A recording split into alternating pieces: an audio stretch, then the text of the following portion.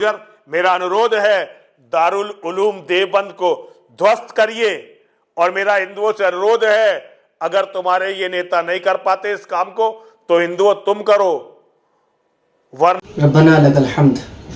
ناظرین اکرام، جس دور سے ہم آپ گزر رہے ہیں، حقیقت بات یہی ہے کہ بہت ہی مشکل دور ہے، جس وقت کسی ایک خاص مذہب کو، کسی ایک خاص سمودائے کو ٹارگٹ بنا کر طرح طرح کے پروپیگنڈے اور سازشیں کی جا رہی ہیں۔ خیر، ایک لمبی بحث ہے، ادھر نہ جاتے ہوئے میں حالیہ بات کرنے جا رہا ہوں۔ ابھی گزشتہ روز یتی نرسنہنند سرسوتی نے جو ایک بیان دیا ہے کہ دارالعلوم دیوبند اس کے اوپر بلڈوزر چل جانا چاہیے، اور اس بات کو لے کر یوگی آدتیہ ناتھ جی کو بھی باقاعدہ طور پر ان کے لفظوں کی طرف اگر دھیان دیا جائے تو گویا کہ چیلنج ہے، وہ ان کو کہنا چاہ رہے کہ آپ کو کرنا چاہیے، ورنہ ہندو ہو تمہیں کرنا چاہیے۔ کیا یہ ہیٹ اسپیچ نہیں ہے؟ کیا یہ بھڑکاؤ بھاشن نہیں ہے؟ کیا آپ دیش میں اس طرح کی نفرتیں پھیلانا چاہتے ہیں؟ جبکہ اس شخص نے اس سے پہلے بھی، دارالعلوم دیوبند کا تو یہ میٹر ابھی کا ہے، اس سے پہلے بھی کئی سارے ایسے بیانات دیے جو مسلم سمودائے کو لے کے، مسلم سماج کو لے کر سماج میں ایک قسم کی نفرت پھیلانے کا کام کرتا ہے، لیکن اس کے باوجود پرشاسن کی جانب سے کوئی کارروائی نہیں ہوتی ہے۔ تو اس سے ایک بات تو صاف ہے کہ پرشاسن آخر نشپکش ہے یا نہیں، حکومت آخرکار حکومت سب کی ہے یا کسی ایک سمودائے کی۔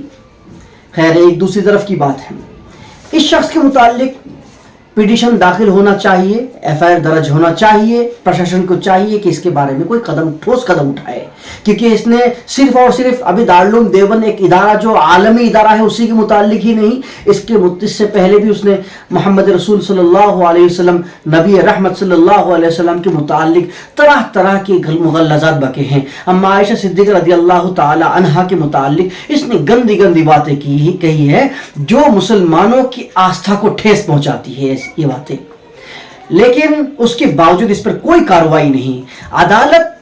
عدالت نے اس کے اوپر کئی دفعہ ٹپنی کی ہے، لیکن پرشاسن نے کوئی کارروائی نہیں کی ہے، جبکہ اس کے برخلاف ہیٹ اسپیچ کو لے کر عمر خالد لے لیجئے، شرجیل امام لے لیجئے، اس طرح کے دیگر بے گناہ مسلمانوں کو لے لیجئے جن کے متعلق عدالت نے کوئی فیصلہ تو نہیں کیا ہے، لیکن 1000 دن سے زیادہ ہو گئے ہیں کہ ان کو جیل میں رکھا گیا ہے، اب تک کوئی ہیئرنگ نہیں ہے، اب تک ٹلی جا رہی ہے ان کی ہیئرنگ، عدالت نے اب تک کوئی فیصلہ نہیں سنایا۔ لیکن یہ شخص کر کیا رہا ہے؟ روز روز روز روز کوئی نہ کوئی ایسی نفرتی بھاشن دے رہا ہے، لیکن پرشاسن بالکل چپی سادے بیٹھی۔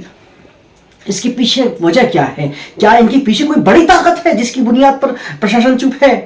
یہ تو ایک بات یہ ہو گئی پرشاسن کے لیے، لیکن ہمیں ادھر دارالعلوم دیوبند اور جو مسلمانوں کے جو لیڈران ہیں ان کو بھی اس طرف دھیان دینا چاہیے۔ دیکھیے، وہ وقت جا چکا ہے جب آپ اپنی چپی سے، اپنی خاموشی سے جواب دینا چاہتے ہیں کہ ہاں یہ ضرور یہ اس کیٹیگری کا بندہ ہے، اس کیٹیگری کا شخص ہے، اس کی قیمت اتنی ہے کہ اس کو جواب ہی نہ دیا جائے۔ سچ بات تو یہی ہے، لیکن حالات ایسے نہیں ہیں، حالات روز بروز بدلتے جا رہے ہیں۔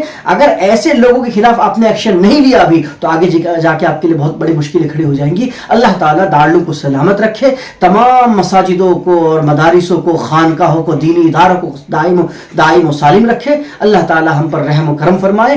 وہ دن دور نہیں ہے کہ اگر ہم ایسے ہی چلتے رہے تو ہم پر آفت اور مصیبت آن پڑے گی۔ اللہ تعالی ہمیں ان تمام معاملات کو اور ان حالات کو سمجھنے کی توفیق عطا فرمائے۔ وآخر دعوانا الحمدللہ رب العالمین۔